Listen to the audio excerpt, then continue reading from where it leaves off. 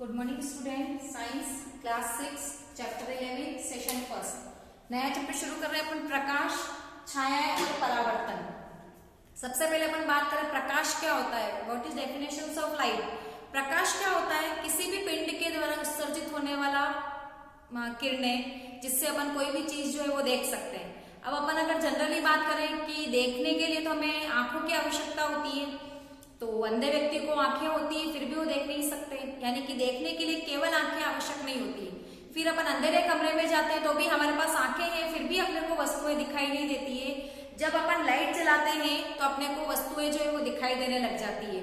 लेकिन अंधेरे कमरे में लाइट जलाकर भी अगर किसी अंधे व्यक्ति को भेजा जाए तो उसको वस्तुएं दिखाई नहीं देती। तो वस्तुएं अपने को कब दिखती है? जब किसी वस्तु के ऊपर कोई प्रकाश गिरता है और वो प्रकाश की किरणें टकराकर जब हमारे नेत्र में प्रवेश करके दृष्टि पटल यानी कि रेटिना जो होता है, जो कि नेत्र का एक भाग होता है, पर्दे के समान कार्य करता है, और उसके ऊपर अगर इस वस्तु का प्रतिबिंब बनता है तो ही अपने को वस्तु दिखाई देती है। यानी कि देखने के लिए प्रकाश और नेत्र दोनों के बीच में सामंजस्य का होना आवश्यक है। अब दीप्त पिंड किसको कहते हैं? तो वे सारे पिंड जो सूर्य के समान स्वयं का प्रकाश उत्सर्जित करते हैं, वे सारे पिंड जो है वो आपके दीप्त पिंड कहलाते हैं। जैसे कि नए बर्तन, टॉर्च, विद्युत का प्रकाश, तारे, इनका स्वयं का प्रकाश होता है और ये स्वयं प्रकाश को उत्सर्जित करते हैं। चमकीली जितनी भी चीजें होती है वो सारी आपके दीप्त पिंड कहलाती है। और जिन वस्तुओं का स्वयं का अपना प्रकाश नहीं होता, जैसे कि टेबल, चेयर, हरे पेड़ पौधे, दीवार, ये सारे जो होते हैं वो अदीप्त पिंड के अंदर आते हैं। अब अपन प्रकाश के आधार पर वस्तुओं को तीन भागों में विभाजित कर सकते हैं: पारदर्शी वस्तुएं, अपारदर्शी वस्तुएं और पारभासी वस्तुएं। अब अपने को कोई भी वस्तु कब दिखती है? मैंने आपको बताया कि जब तक उस वस्तु से टकराकर यदि किसी वस्तु से सूर्य का प्रकाश या कोई भी प्रकाश पूर्णतया उससे उत्सर्जित हो जाता है तो वस्तु अपने को सफेद दिखेगी। यदि वो प्रकाश की किरणों को पूर्णतया अपने अंदर अवशोषित कर लेती है तो वस्तु काली दिखती है। अगर अपने को एप्पल लाल रंग की दिख रही है, मतलब लाल रंग का प्रकाश जो है वो उत्सर्जित होकर हमारे नेत्रों में प्रवेश हुआ है, इसलिए अपने को एप्पल का रंग कैसा दिखता है?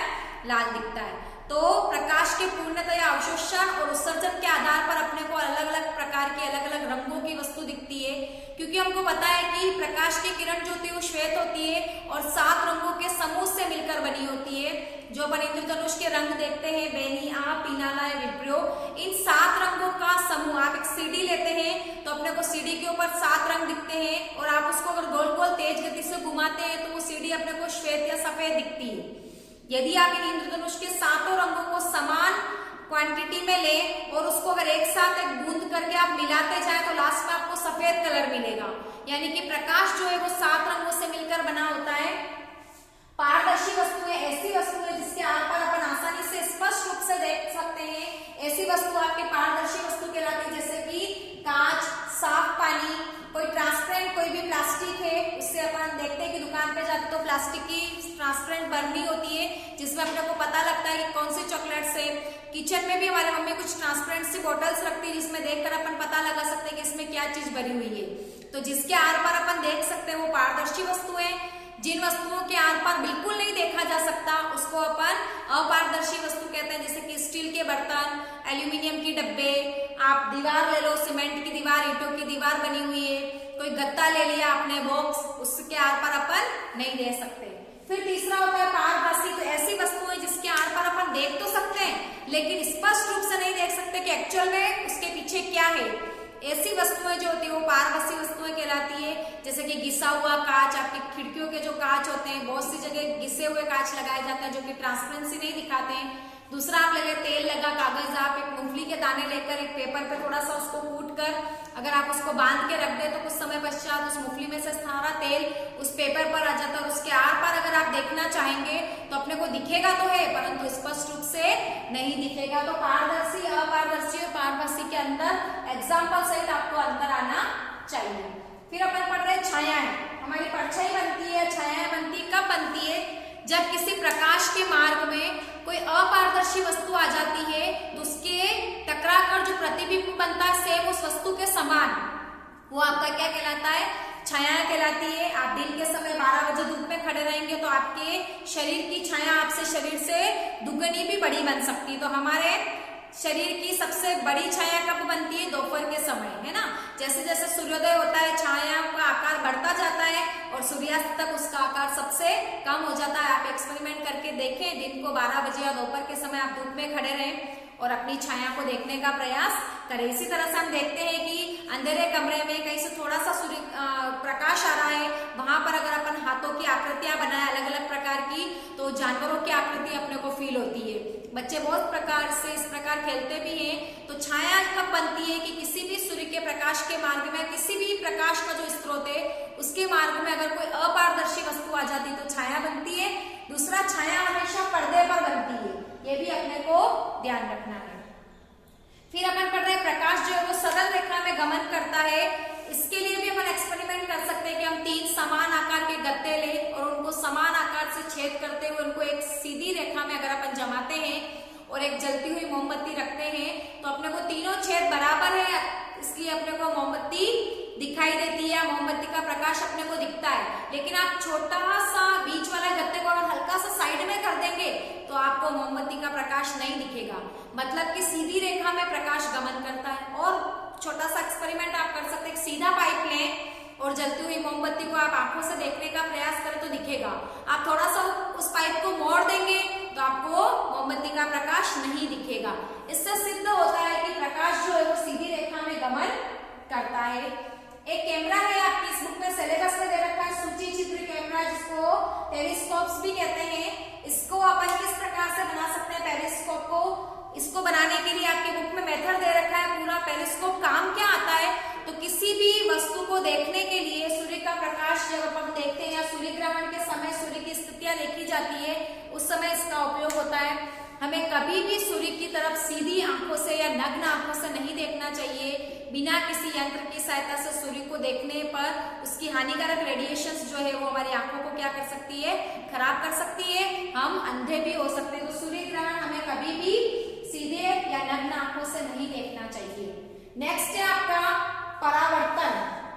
परावर्तन किसको कहते हैं, प्रकाश की किरणों का किसी सतह से टकराकर पुनः उसी दिशा में लौटने की घटना परावर्तन कहलाती है।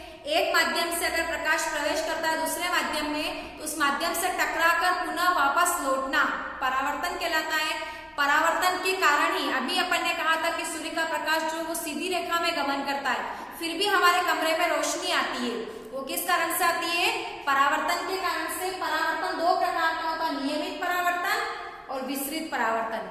नियमित परावर्तन जो होता है वो आपके समतल सतह या चिकनी सतह पर होता है। इसमें प्रकाश की किरण जो है वो निश्चित एंगल से परावर्तित होती है टकराने के पश्चात, जबकि विसरित परावर्तन जो है वो खुदरी सतह से होता है और बिना किसी एंगल के प्रकाश की किरणें परावर्तित होकर अलग अलग दिशाओं में फैल जाती है। इसी कारण से हमारे कमरे में रोशनी आती है और अपने को दिन के समय सूर्य का प्रकाश कमरे तक पहुंचता है और हमको वस्तुएं दिखाई देती है। नियमित और विसरित परावर्तन। तीसरी घटना अगर अपन देखें पार्श्व परावर्तन, तो आप लोगों ने खुद ने भी एक्सपेरिमेंट किया होगा। जब अपन मिरर में देखते हैं या दर्पण में देखते हैं अपने आप को, तो हमारे शरीर का दायां भाग जो है वो दर्पण में बाईं तरफ दिखता है और शरीर का बायां भाग जो है वो दाईं तरफ दिखता है। इस घटना को अपन क्या कहते हैं, पार्श्व परावर्तन कहते हैं। और इसके कारण ही आपने देखा होगा एम्बुलेंस में जो लेटर्स लिखे होते हैं वो कुछ उल्टे लिखते हैं, ताकि वो उल्टे अक्षर सामने आगे जाने वाली गाड़ी के जब साइड ग्लास में दिखें तो सीधे दिखें, इस कारण से पढ़ने में आ जाए कि वो एम्बुलेंस लिखा हुआ है। तो आप भी अंग्रेजी के कुछ ऐसे लेटर लें और उसको कांच में देखने का प्रयास करें कि कौन सा लेटर तो सही दिख रहा है और कौन सा लेटर जो है वो उल्टा दिख रहा है। एग्जाम्पल देखिए, अगर अपन पी ऐसे लिखते हैं तो दर्पण में पी आपको ऐसे दिखाई देगा, ठीक है। लेकिन आप डब्ल्यू लिखेंगे और एम लिखेंगे तो अपने को सेम दिखाई देगा। अगर आप ए लिखेंगे तो भी अपने को समान दिखाई देगा। तो आप देखने का प्रयास करें कि ऐसे कौन से अक्षर हैं जो अपने को, आप देखेंगे अगर बी लिखा है ऐसा तो आपको कांच में इस तरह से दिखाई देगा। तो आप देखना और उसका पता लगाना कि अंग्रेजी के ऐसे कौन से अक्षर है या कौन से लेटर है जो अपने को कांच में उल्टे दिखाई देते हैं। तो हमने आज के इस सेशंस में हमारा पूरा चैप्टर कंप्लीट होता है, जिसमें अपने दीप्त पिंड, पारदर्शी, अपारदर्शी और पारदर्शी के बारे में डेफिनेशंस और एग्जांपल्स देखे, छायाएं किस प्रकार से बनती है, प्रकाश की विशेषताएं देखी और परावर्तन की परिभाषा और परावर्तन के प्रकार के बारे में डिस्कशंस किया। नेक्स्ट सेशंस में नए चैप्टर के साथ फिर से मिलते हैं। Thank you.